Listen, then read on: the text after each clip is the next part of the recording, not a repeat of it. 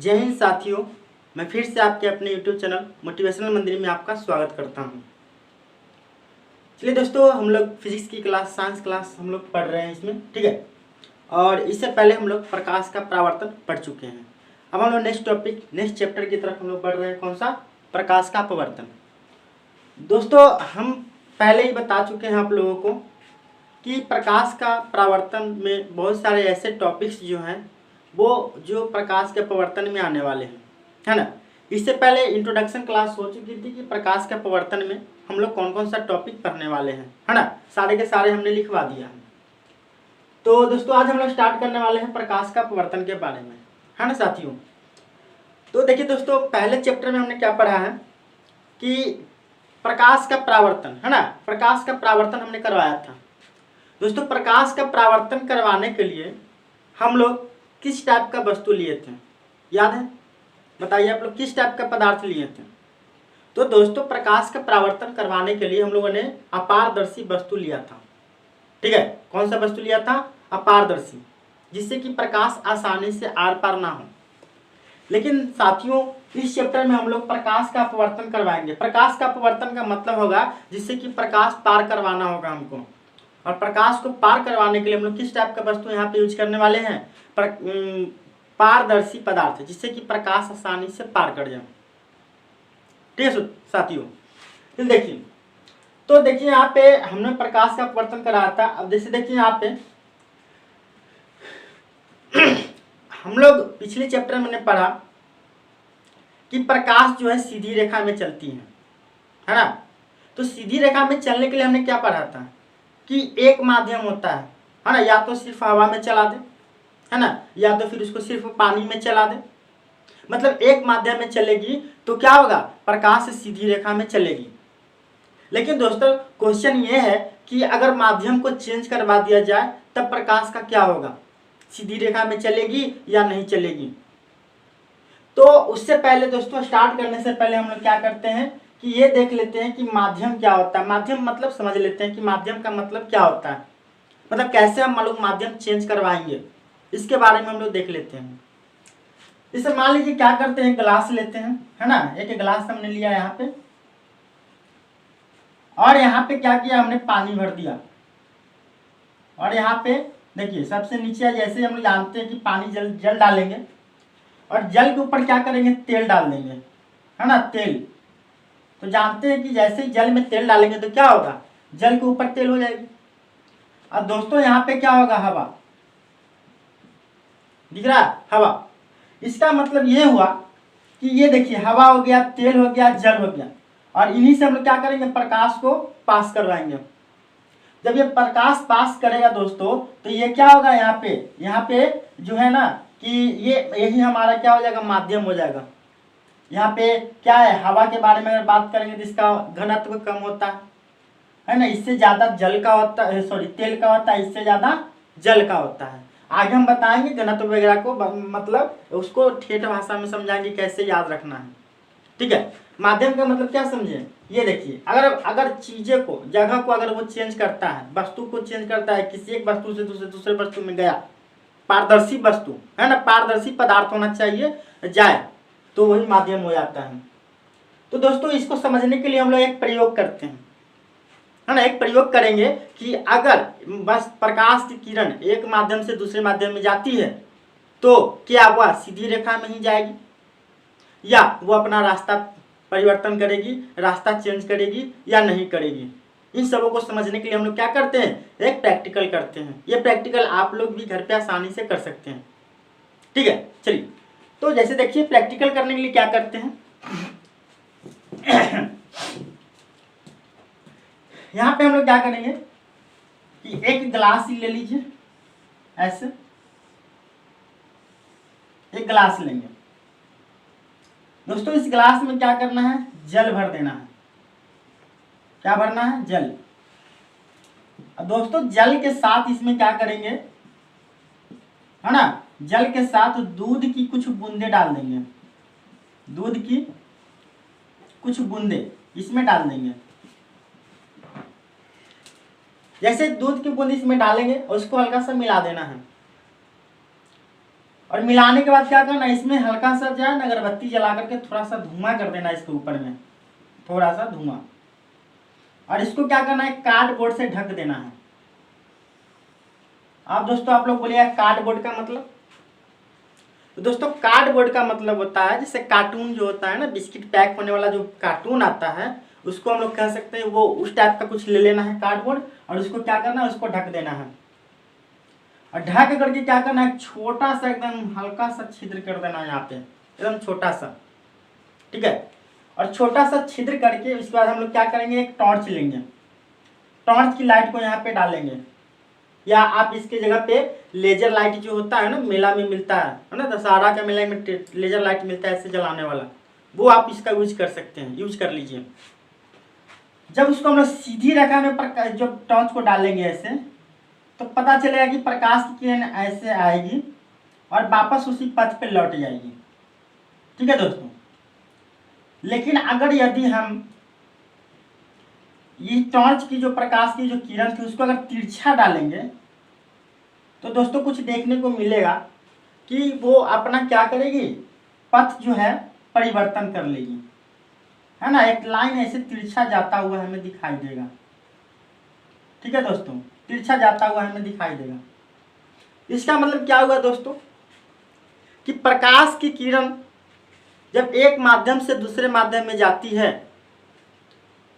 तो अपनी दिशा को परिवर्तन कर लेती है, अपनी दिशा को परिवर्तित कर लेती है, चेंज कर लेती है, उसकी दिशा मुड़ जाती है। तो दोस्तों ये जो प्रकाश की किरण जब एक माध्यम से दूसरे माध्यम में जा रही है तो अपनी दिशा जब वो मोड़ लेती है, इसकी दिशा परिवर्तन हो जाती है, इसी को हम लोग क्या कहते हैं, प्रकाश का अपवर्तन कहते हैं दोस्तों। क्या कहते हैं, प्रकाश का अपवर्तन, ठीक है दोस्तों। चलिए हम लोग देखते हैं, आप इसका डेफिनेशन देख लेते हैं जो कि एग्जाम में पूछा जाता है, एग्जाम में किसी न किसी साल पूछा हुआ है कि प्रकाश का परावर्तन किसे कहते हैं, सॉरी प्रकाश का अपवर्तन किसे कहते हैं, ठीक है दोस्तों। चलिए तो स्टार्ट करते इसका डेफिनेशन लिख देते हैं, आप लोग भी लिख लीजिएगा, ठीक है। तो कहता है कि प्रकाश की किरणों के एक पारदर्शी माध्यम से दूसरे पारदर्शी माध्यम में जाने पर दिशा परिवर्तन अर्थात दिशा की मुड़ने की क्रिया को प्रकाश का अपवर्तन कहते हैं, ठीक है दोस्तों। चलिए लिख लेते हैं, प्रकाश की किरणों का, प्रकाश की किरणों का एक पारदर्शी माध्यम से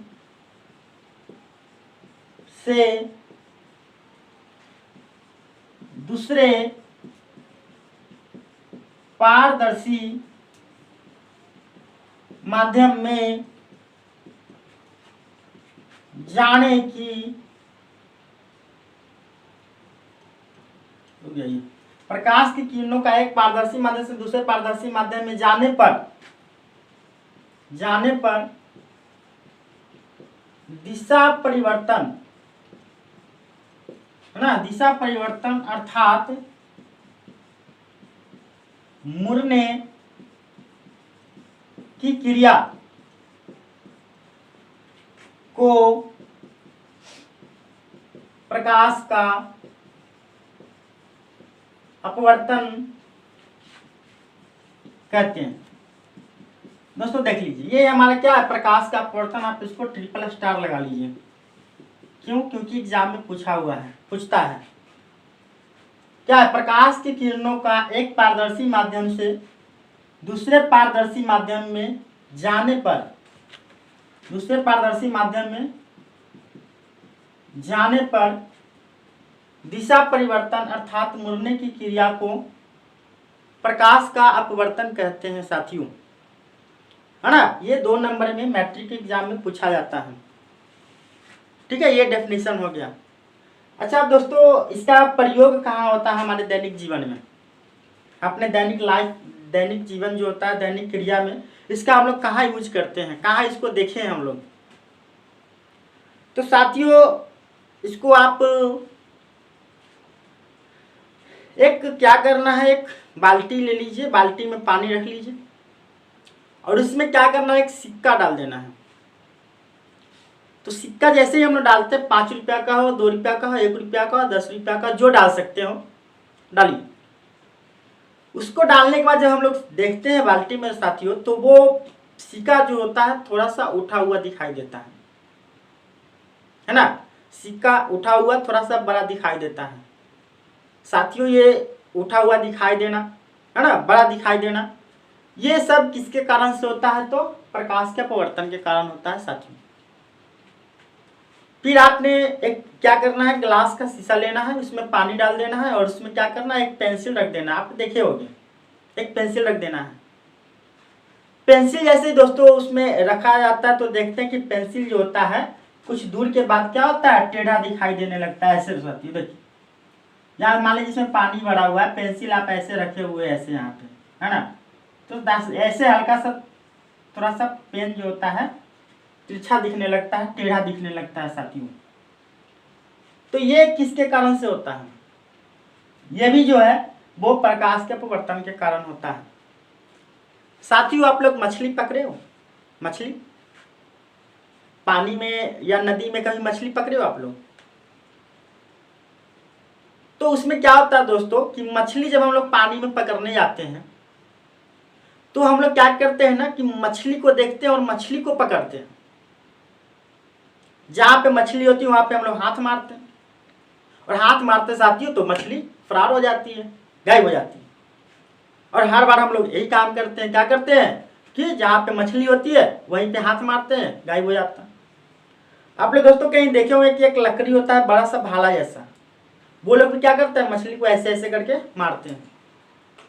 तो जहां पे मछली रहती है वहां पे भाला मारोगे साथियों, मछली भाग जाएगी, वो नहीं मिलेगी आपको, आपके हाथ नहीं आने वाली है। क्यों? क्योंकि आप पढ़े लिखे नहीं हो।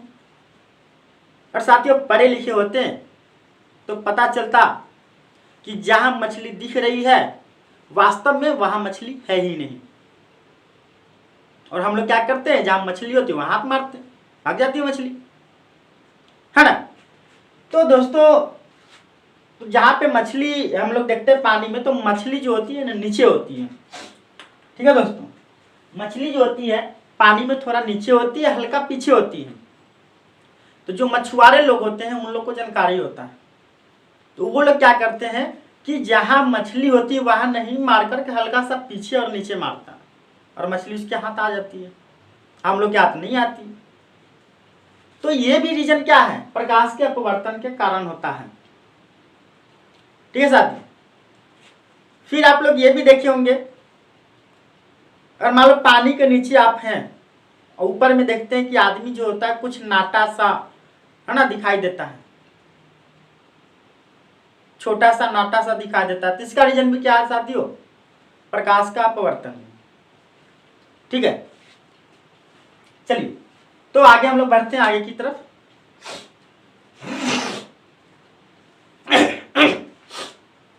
तो दोस्तों देखिए, एक पारदर्शी माध्यम से दूसरे पारदर्शी माध्यम में जब वस्तु जाती है तो क्या होती है, उसकी दिशा परिवर्तन होती है प्रकाश की।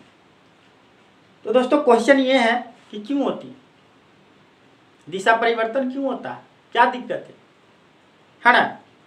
तो इसके लिए दोस्तों हम लोग आगे क्या करने वाले हैं, प्रकाश की चाल के बारे में बात करेंगे और दिशा परिवर्तन होने का रीजन भी क्या है, वही प्रकाश की चाल है, ठीक है साथियों। प्रकाश की चाल, उसके बारे में फिर हम लोग बात करेंगे। ऊपर हेडिंग डाल लीजिए, प्रकाश की चाल। प्रकाश की चाल के बारे में हम लोग बात करेंगे साथियों, ठीक है। कोई डेफिनेशन है नहीं, उसमें कुछ इंपॉर्टेंट पॉइंट आने वाले हैं जो आपको काम देंगे। ऑब्जेक्टिव में सीधे सीधे उससे पूछा गया है, आप उसको बढ़िया से ध्यान में रखना है। प्रकाश की चाल, तो दोस्तों देखिए यहाँ पे पॉइंट टू पॉइंट हम लोग नोट करते चलेंगे। तो प्रकाश की चाल का मतलब है कि प्रकाश की चाल जो होता है एक माध्यम विभिन्न माध्यमों में उसकी चाल अलग अलग होती है। अगर वायु में बात करें तो अलग होगी, पानी में बात करें तो अलग चाल होगी, कांच की बात करें अलग चाल होगी, निर्वात की बात करें अलग चाल होगी। साथियों अलग अलग माध्यमों में प्रकाश की चाल क्या होती है, अलग अलग होती है, ठीक है ना। तो इन्हीं के बारे में हम लोग बात करेंगे, ठीक है। तो पहले एक ऐसी छोटा सा पॉइंट लिख लीजिए कि प्रकाश की चाल विभिन्न माध्यमों में भिन्न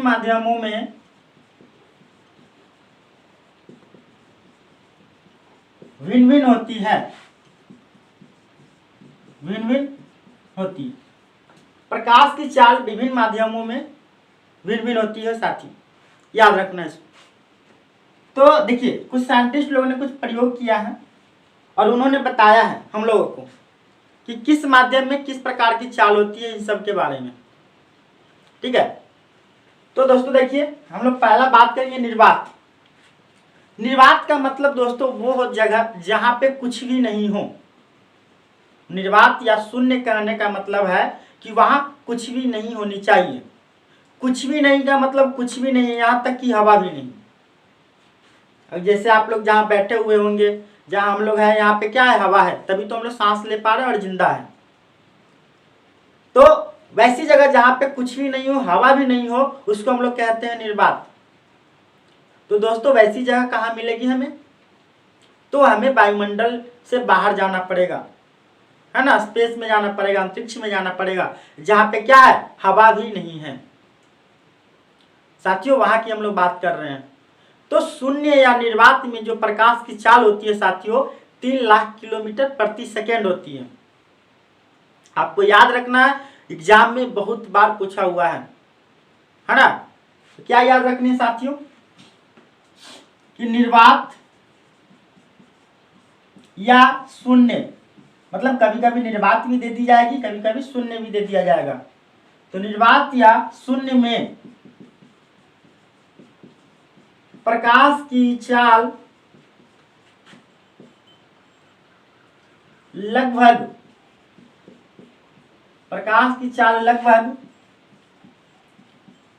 3 लाख किलोमीटर प्रति सेकंड होती है। 3 लाख किलोमीटर प्रति सेकंड। साथियों कभी कभी क्या होता है ना कि क्वेश्चन में 3 लाख किलोमीटर ना दे करके ना मीटर में पूछ देता है, मीटर में रहता है कि मीटर में बताओ कितना होगा। तो दोस्तों मुझे ये बताइए 1 किलोमीटर में कितना मीटर होता है? 1000 मीटर। मतलब इसको हम लोग क्या करेंगे, बदल देंगे। 3 लाख किलोमीटर या ब्रैकेट में लिख लीजिए या इसी जगह पे, अच्छा ब्रैकेट में लिख लीजिए इसको, यहाँ पे या करके 1 2 3 4 5 अब 3 और बढ़ जाएगा, 1 2 3 या 3 गुणे 1 2 3 4 5 6 7 8 10 के पावर 8 मीटर पर सेकेंड। कर लीजिए ना बंद, इसको कोई दिक्कत ना है, या कर। अगर मीटर प्रति सेकंड में पूछता है दोस्तों तो ये हो जाएगा आपका 1 सैकड़ा हजार 10,000 लाख 10 लाख करोड़ 10 करोड़, यानी 30 करोड़ मीटर प्रति सेकंड। किलोमीटर में पूछेगा साथियों तो 3 लाख किलोमीटर प्रति सेकंड। ऑप्शन में ये भी रहता है 3 गुने 10 के पावर 8 मीटर प्रति सेकंड। किलोमीटर में नहीं रहेगा दोस्तों, है ना। तो आपको कंफ्यूज नहीं होना है, क्वेश्चन देख करके तब सॉल्यूशन देना है, आंसर देना है, ठीक है। तो निर्वात में हो गई दोस्तों, है ना। हम लोग ऊपर की तरफ से आ रहे हैं निर्वात में। अच्छा बताइए प्रकाश की किरण जब निर्वात से अब हमारे वायुमंडल में प्रवेश करेगी तो उसकी मुलाकात किससे होगी? हवा से होगी, है कि नहीं, या वायु, हवा या वायु बोलते हैं। चलिए तो हम लोग हवा या वायु में बात कर लेते हैं कि प्रकाश की चाल कितनी होती है। तो साथियों देखिए प्रकाश की चाल हवा या वायु में जो होती है वो निर्वात में प्रकाश की चाल की थोड़ा सा कम होता है, ठीक है, उससे थोड़ा सा कम होता है दोस्तों। तो थोड़ा सा कम होता है ना, तो उसको हम लोग मान लेते हैं कि वो भी लगभग निर्वात में जो प्रकाश की चाल होती है उतना ही हवा में या वायु में प्रकाश की चाल मान लिया जाता है, ठीक है साथियों। तो हम लोग क्या कह सकते हैं बताइए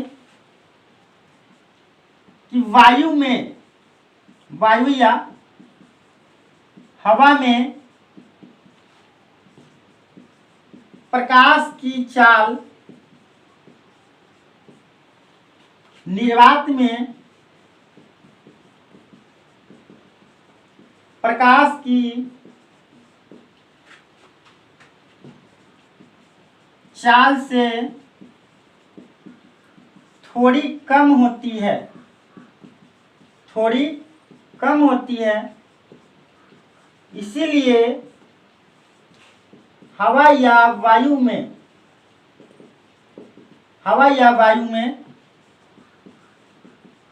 प्रकाश की चाल को भी लगभग 3 लाख किलोमीटर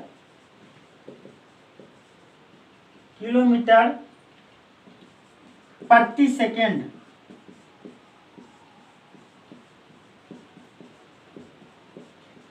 मान लिया जाता है। ठीक है साथियों, मतलब क्या हुआ, अगर आपसे पूछे कि निर्वात में प्रकाश की चाल कितनी होगी तो 3 लाख किलोमीटर प्रति सेकेंड होगी।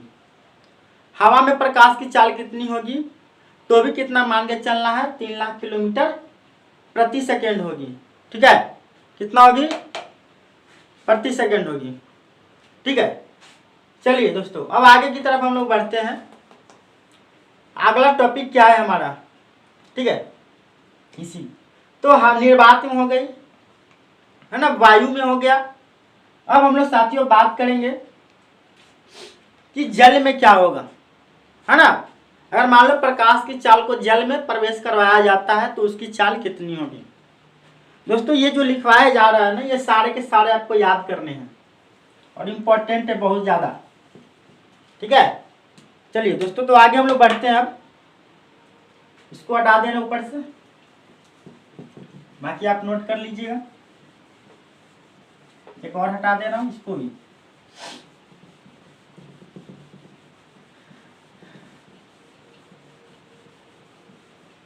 चलिए अब हम लोग बात करते हैं जल में प्रकाश की चाल कितनी होगी, यानी पानी में। चलिए दोस्तों देखते हैं यहाँ पे, तो लिखेंगे जल में प्रकाश की चाल लगभग 2,25,000 किलोमीटर, है ना, 2,25,000 किलोमीटर प्रति सेकेंड। इसको रुक जाइए, 2,25,000 किलोमीटर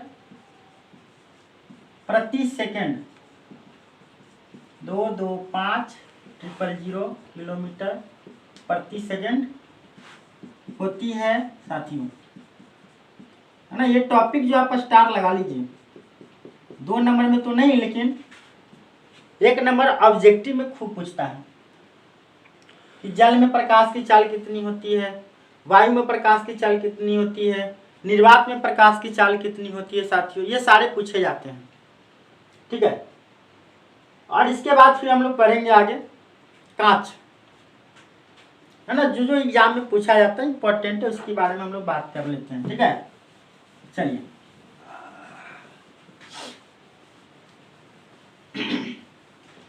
चलिए साथियों देख लीजिए, कांच की बात कर लेते हैं। लिखेंगे कांच में प्रकाश की चाल लगभग 2 लाख किलोमीटर प्रति सेकंड होती है साथियों। कितना होती है, 2 लाख किलोमीटर प्रति सेकंड होती है। देख लीजिए दोस्तों, ये हमारा हो गया। ठीक है, 4 पॉइंट हम लोगों ने याद पढ़ा यहाँ पे। 4 पॉइंट कौन कौन? निर्वात में प्रकाश की चाल कितनी होगी, वायु में प्रकाश की चाल कितनी होगी, जल में प्रकाश की चाल कितनी होगी, कांच में प्रकाश की चाल कितनी होगी साथियों। ये चारों इंपॉर्टेंट पॉइंट्स जो एग्जाम में पूछे जाते हैं। प्रीवियस ईयर अगर आप उठा के देखते हैं तो किसी न किसी साल ये सब क्वेश्चन पूछा हुआ है ऑब्जेक्टिव में। चलिए दोस्तों देखिए कैसे क्या करेंगे। देखिए अब देखिए इसको थोड़ा प्रकाश की चाल को एक चीज और से समझ लेते हैं हम लोग, समझाते हैं। देखिए दोस्तों अगर निर्वात की अगर हम लोग बात करें, निर्वात के बाद हम लोग हवा की बात कर लें, इसके बाद जल की बात कर लें, इसके बाद कांच की बात कर लें।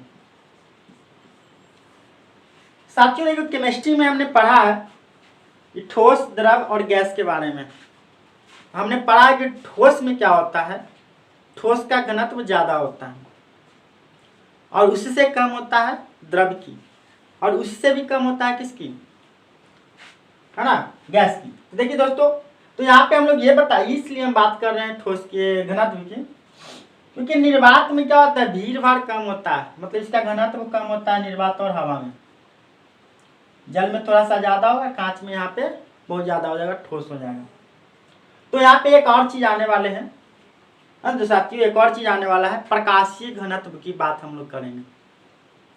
तो कहा जाता है कि प्रकाशीय घनत्व जो है पारदर्शी पदार्थ का एक गुण होता है, ठीक है साथियों। तो कहता है कि जिसका प्रकाशीय घनत्व अधिक होता है उसमें प्रकाश की चाल कम होती है, ठीक है। जिसका प्रकाशीय घनत्व मतलब जिस माध्यम का प्रकाशीय घनत्व ज्यादा होगा उसमें प्रकाश की चाल कम होगी, है ना। और जैसे अच्छा ये समझ लीजिए कि प्रकाशीय घनत्व ज्यादा मतलब जिसका घनत्व ज्यादा हो, है ना। तो घनत्व ज्यादा होने का मतलब है उसको हम लोग सघन माध्यम कहते हैं, और जिसका घनत्व कम होगा उसको हम लोग विरल माध्यम कहते हैं। तो दोस्तों यहाँ पे अगर देखा जाए तो निर्वात में क्या है, एकदम खाली है, कोई भीड़ भाड़ नहीं है। तो निर्वात को दोस्तों हम लोग बोलते हैं विरल माध्यम, इन तीनों के मुकाबले में। हवा जो होता है इन दोनों के मुताबिक क्या होता है, विरल माध्यम होता है। कांच तो ये भी देख लेंगे, प्रकाश की चाल पे भी डिपेंड करता है। तो पहले कुछ पॉइंट लिख लेते हैं फिर हम लोग समझेंगे आगे।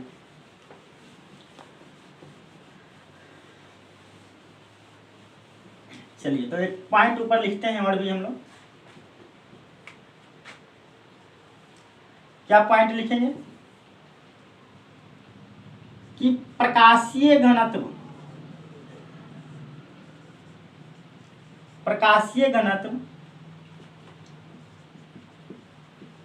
पारदर्शी माध्यम या पारदर्शी पदार्थ का एक गुण है। प्रकाशीय घनत्व जिस माध्यम का अधिक होती है, प्रकाशीय घनत्व जिस माध्यम का अधिक होती है उसमें प्रकाश की चाल कम होती है दोस्तों, तथा जिस माध्यम का प्रकाशीय घनत्व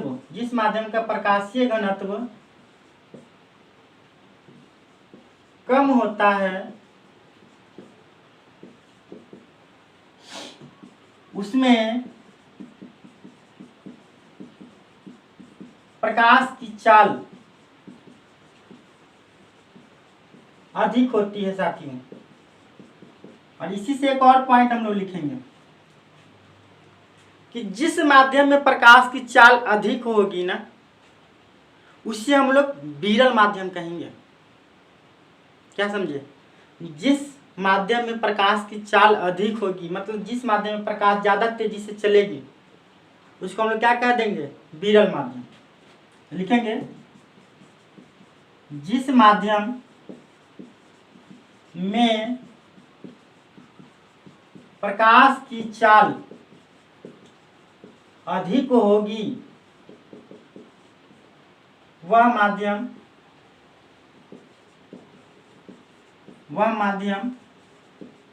विरल होगी, वह माध्यम विरल होगी तथा जिस माध्यम में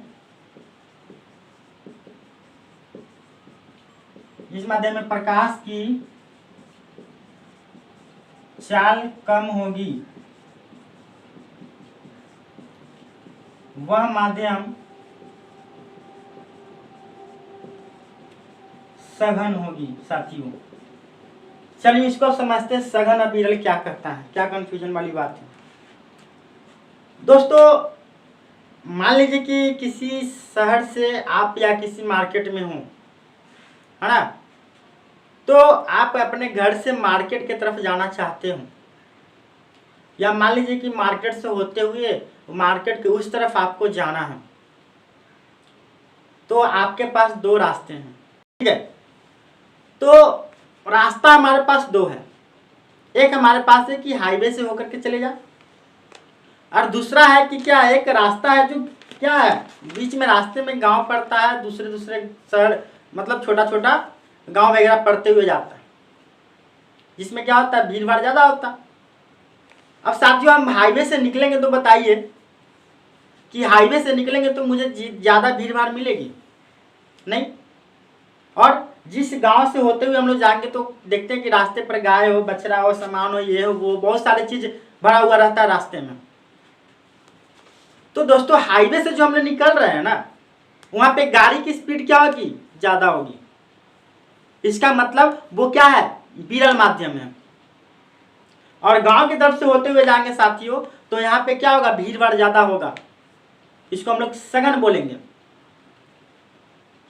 घना सुने, घना वर्ड सुने, छेहर और घना होता है। हमारे गांव में, बिहार है, बिहार के गांव में घना और छेहर होता है ना। जब बचपन में लोग घास करने जाते थे ना, तो कहते रे इधर घनाल है, घनाल ज्यादा है, गेहूं हो गया चाहे कुछ भी, यानी घना ज्यादा है। इधर छेहर है, मतलब कम कम, जहां तहां पौधा होता है उसको कहते छेहर। तो आप ऐसे याद रख सकते हैं कि सघन में क्या आता है, घना आता है। तो घना ज्यादा का मतलब वहां भीड़ भाड़ ज्यादा हो, भीड़ भाड़ ज्यादा होगी तो उसे हम लोग क्या कह देंगे, सघन माध्यम। और साथियों भीड़ भाड़ ज्यादा है तो गाड़ी तो स्पीड चलेगी नहीं। वही आप मान लीजिए कि प्रकाश की किरण क्या है, गाड़ी है, गाड़ी की स्पीड है, जो कि भीड़ भाड़ में ज्यादा स्पीड हम लोग गाड़ी नहीं चला सकते हैं। इसलिए साथियों याद रखना है कि जिस माध्यम में प्रकाश की चाल ज्यादा होगी वो क्या हो जाएगी, वो विरल माध्यम हो जाएगी। तो दोस्तों अभी हमने पढ़ा यहाँ पे निर्वात में प्रकाश की चाल, है ना, जल में प्रकाश की चाल, वायु में प्रकाश की चाल, कांच में प्रकाश की चाल। तो साथियों मुझे ये बताइए, अगर हम यहाँ पे जल की बात करें और कांच की बात करें, इन दोनों में बताइए विरल माध्यम कौन है। तो दोस्तों जल में प्रकाश की चाल कितना होती है, प्रकाश का अपवर्तन किसे कहते हैं, प्रकाश की चाल क्या होती है ना, प्रकाश किस माध्यम में प्रकाश की चाल कितनी होती है। तो साथियों हमने पढ़ा कि प्रकाश का अपवर्तन किसे कहते हैं, जब प्रकाश की किरण एक माध्यम से दूसरे माध्यम में जाती है तो उसकी दिशा परिवर्तन हो जाती है, अर्थात मुड़ जाती है, और इसी क्रिया को हम लोग क्या कहते हैं, प्रकाश का अपवर्तन कहते हैं। ठीक है साथियों, फिर हमने पढ़ा प्रकाश की चाल, देखा हमने कि निर्वात में प्रकाश की चाल 3 लाख किलोमीटर प्रति सेकंड होती है, और हवा में प्रकाश की चाल कितनी होती है, लगभग उतना ही मान लिया जाता है। ठीक है, थोड़ा सा कम होता है, इसलिए व्यवहार में, प्रयोग में हम लोग लगभग मानते हैं कि निर्वात में जितनी प्रकाश की चाल होती है उतनी हवा में होती है। फिर हमने पढ़ा था जल में प्रकाश की चाल 2,25,000 किलोमीटर। फिर हमने पढ़ा था हवा में प्रकाश की चाल, कांच में प्रकाश की चाल।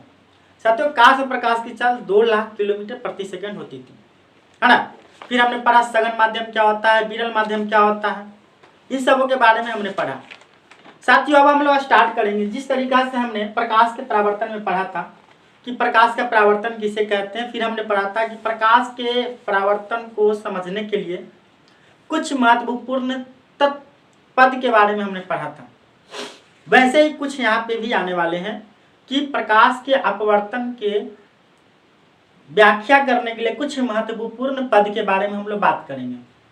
साथियों देखेंगे उसमें बहुत सारे वैसे पद जो हैं पुराने वाले जो प्रकाश का परावर्तन है उससे कुछ मिलता जुलता हमको यहाँ पे मिलेगा, मतलब उसको याद करने की जरूरत ना पड़ेगी। ठीक है, चलिए तो स्टार्ट करते हैं। हेडिंग डाल लीजिए और वीडियो पसंद आ रही हो तो वीडियो को लाइक शेयर जरूर करें। ठीक है साथियों, प्रकाश के अपवर्तन की व्याख्या के लिए महत्वपूर्ण पद, इसकी बात करेंगे साथियों हम लोग। ठीक है, कि प्रकाश के परावर्तन की व्याख्या के लिए महत्वपूर्ण पद। चलिए साथियों कुछ पिक्चर हम लोग बना लेते हैं। जिस तरीका से हमने प्रकाश के परावर्तन में बोला था पिक्चर याद रखने को, वैसे ही कुछ पिक्चर यहाँ पे भी आपको आने वाले हैं, उनको याद रखने हैं आपको। इसको ए और बी कर लीजिए, यहाँ पे वायु कर लीजिए, है ना, वायु, और यहाँ पे दोस्तों जल कर लीजिए, है ना। तो बताइए वायु क्या है? विरल माध्यम। जल क्या है दोस्तों? सघन माध्यम। यहां से एक लाइन हम लोग ऐसे खींच लेंगे साथियों। ये जो मैंने लाइन खींचा इसी को हम लोग अभिलंब बोलते हैं। अब अभिलंब आपके लिए कोई नई चीज है नहीं, अभिलंब ऑलरेडी पढ़ चुके हैं पहले प्रकाश के परावर्तन में। ठीक है, चलिए एक की किरण को ऐसे लेते हैं, यहाँ पे इसको डाल देते हैं साथियों। इसको हम लोग बोलते हैं आपतित किरण। क्या बोलते हैं? आपतित किरण। साथियों यहाँ पे देखिएगा थोड़ा सा तिरछा हो गया है ना, दिशा परिवर्तन। जाना चाहिए था इसको सीधा ऐसे, लेकिन ये इधर मुड़ गया है। इसको बोलते हैं अपवर्तित किरण। साथियों बीच में यहाँ पे देखिए कोण आने वाला है जिसको हम लोग बोलते हैं आपतन कोण, और साथियों यहाँ पे एक आने वाला है, इसको हम लोग बोलते हैं अपवर्तन कोण। देखिए साथियों एकदम बिल्कुल सेम टू सेम लग रहा है। बहुत सारे कुछ टर्म पद जो है पुराने वाले से मिल रहे हैं। ठीक है, आपतित किरण नाम सुने हैं, अभिलंब सुना है आपने, है ना। और एक और हमारा है यहाँ पे आपतन बिंदु, हम लोग बोलेंगे साथियों आपतन बिंदु। ठीक है साथियों, चलिए अब इसी को हम लोग बारी बारी से पढ़ेंगे। पहला हम लोग देखते हैं कि आपतित किरण क्या होता है। आपतित किरण साथियों, प्रकाश के परावर्तन में आपतित किरण के बारे में क्या पढ़ा था हमने, याद है? हमने पढ़ा था कि प्रकाश की किरण जिस सतह की तरफ आती है उसे हम लोग क्या कहते हैं? आपतित किरण। जिस सतह की तरफ आएगी उसको क्या कहेंगे? आपतित किरण। साथियों वहां पे भी देख लीजिए, तो वहां भी यहाँ भी एकदम डेफिनेशन सेम ही मिलेगा, लेकिन थोड़ा सा एकदम डिफर रहेगा। कहेंगे कि दोनों माध्यमों को अलग करने वाली, दोनों माध्यम मतलब वायु और जल, दोनों माध्यमों को अलग करने वाली सतह की तरफ आने वाली किरण क्या कहलाएगी? आपतित किरण। और हमने वहां पे क्या पढ़ा था कि सतह की तरफ आने वाली किरण को क्या कहते हैं? आपतित किरण। तो दोनों सेम ही है, बस थोड़ा सा डिफर यहाँ में क्या हो गया कि दोनों माध्यमों को अलग करने वाली सतह को क्या, सतह की तरफ आने वाली किरण आपतित किरण। साथियों लिखेंगे यहाँ पे हम लोग, लिखेंगे दोनों माध्यमों को अलग करने वाली सतह की तरफ आने वाली किरण, दोनों माध्यमों को अलग करने वाली सतह की तरफ आने वाली किरण आपतित किरण, आपतित किरण कहलाती है। समझे दोस्तों? आपतित किरण क्या हो गया, दोनों माध्यमों को अलग करने वाली सतह की तरफ आने वाली किरण आपतित किरण कहलाती है। इसके बाद दोस्तों हम लोग पढ़ेंगे आपतन बिंदु। क्या पढ़ेंगे दोस्तों, आपतन बिंदु। तो याद कीजिए आपतन बिंदु प्रकाश के परावर्तन में हमने क्या पढ़ा था कि आपतित किरण सतह के जिस बिंदु से टकराती है, आपतित किरण सतह के जिस बिंदु से टकराती है उसे साथियों हम लोग क्या कहते हैं, आपतन बिंदु। मतलब उस बिंदु को आपतन बिंदु। यहाँ पे क्या कहेंगे कि दो माध्यमों को अलग करने वाली सतह के जिस बिंदु पर आपतित किरण मिलती है या टकराती है उसे हम लोग कहेंगे आपतन बिंदु। लिखेंगे दो माध्यमों को अलग करने वाली सतह के जिस बिंदु पर, है ना, जिस बिंदु पर आपतित किरण टकराती है उस बिंदु को हम लोग आपतन बिंदु कहते हैं। उस बिंदु को आपतन बिंदु कहते हैं साथियों। देख लीजिए, ये हमारा डेफिनेशन हो गया, आपतित किरण हो गया, आपतन बिंदु हो गया, ठीक है। इसके बाद हम लोग पढ़ेंगे साथियों अभिलंब के बारे में। तो अभिलंब भी हमने पढ़ा दिया है आप लोगों को, ठीक है साथियों, वो पहला चैप्टर में हमने पढ़ लिया है। अभिलंब, अभिलंब के बारे में साथियों हो चुका है। तो हम लोग बोलेंगे अभिलंब। तो बताइए साथियों, हमने अभिलंब के बारे में क्या पढ़ा था प्रकाश के परावर्तन में। तो हमने पढ़ा था कि किसी सतह पर खींचे हुए लंब को हम लोग क्या कहते हैं, अभिलंब कहते हैं। किसी सतह पर खींचे हुए लंब को क्या कहते हैं, अभिलंब। तो लिखिए, किसी सतह पर खींचे हुए लंब को अभिलंब कहते हैं साथियों। देख लीजिए, इसके बाद दोस्तों हम लोग पढ़ेंगे अपवर्तित किरण किसे कहते हैं। अपवर्तित किरण, अपवर्तित किरण दोस्तों क्या हो जाएगी, ठीक है दोस्तों। अपवर्तित किरण के बारे में हम लोग बात करेंगे। तो दोस्तों कहेंगे कि दोनों माध्यमों को अलग करने वाली सतह से अपवर्तित होने के बाद दूसरे माध्यम में चली गई किरण को हम लोग क्या कहते हैं, अपवर्तित किरण कहते हैं, ठीक है दोस्तों।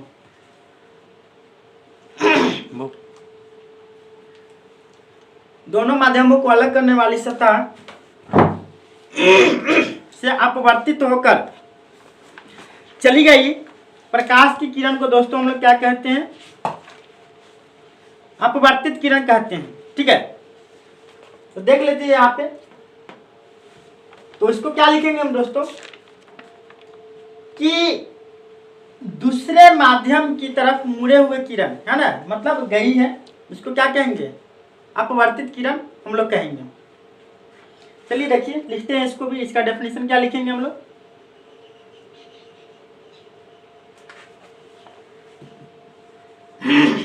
दूसरे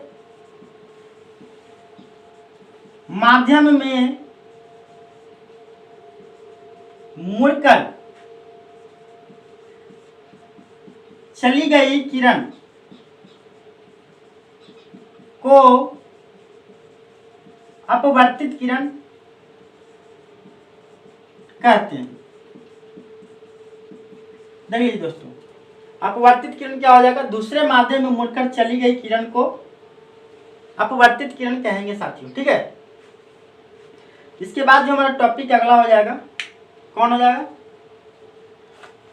देख लीजिए, अपवर्तन कोण और अपवर्तन कोण और आपतन कोण। यहाँ पे है आपतन कोण, देख लीजिए यहाँ पे, इसको आपतन कोण बोलेंगे। डेफिनेशन तो दिख रहा होगा साथियों, क्या लिखेंगे बताइए आपतन कोण के बारे में, डेफिनेशन वही पुराना वाला, क्या हो जाएगा बताइए। आपतन कोण के बारे में साथियों हम लोग कहेंगे कि आपतित किरण और आपतन बिंदु पर खींचे गए अभिलंब के बीच बने कोण आपतन कोण कहलाते हैं। ठीक है, क्या लिखेंगे, आपतित किरण तथा आपतन बिंदु पर खींचे गए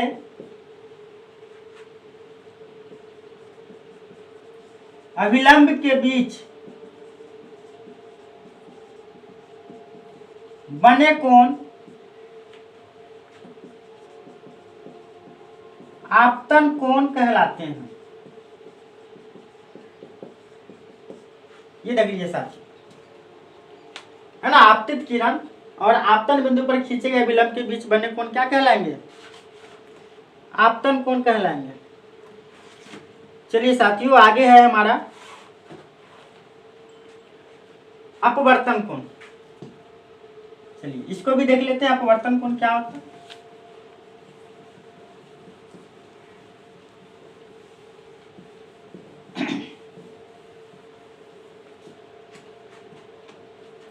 देखिए दोस्तों, अपवर्तन कोण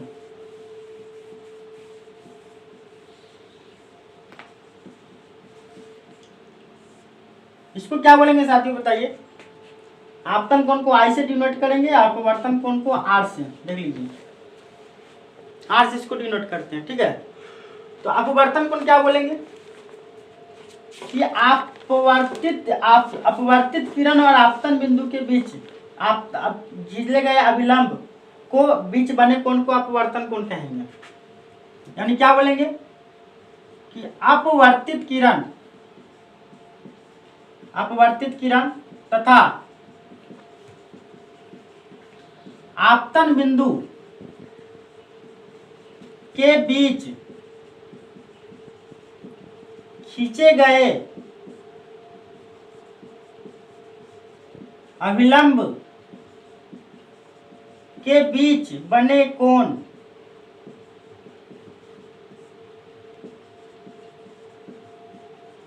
अपवर्तन कोण कहलाते। चलिए दोस्तों, तो आज हम लोग यहीं पे रहने देते हैं। अगर आपको पसंद आ रही हो तो वीडियो को लाइक करें, शेयर करें, सब्सक्राइब करें। धन्यवाद।